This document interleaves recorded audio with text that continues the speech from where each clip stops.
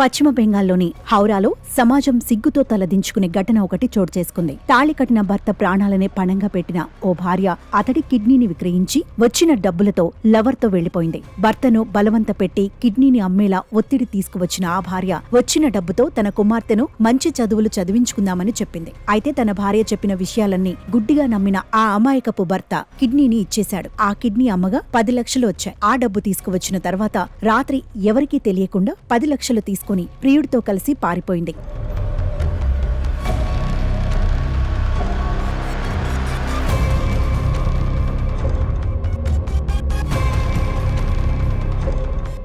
హౌరా జిల్లాలోని సంక్రైల్లో సదరు మహిళ తన కుటుంబంతో నివసిస్తోంది.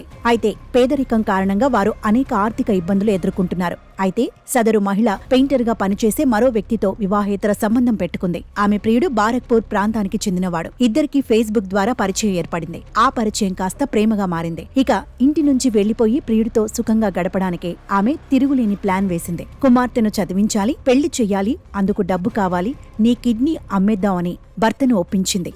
భార్య అదే పనిగా ఒత్తిడి చేస్తుండటంతో ఆ భర్త సరేనన్నాడు.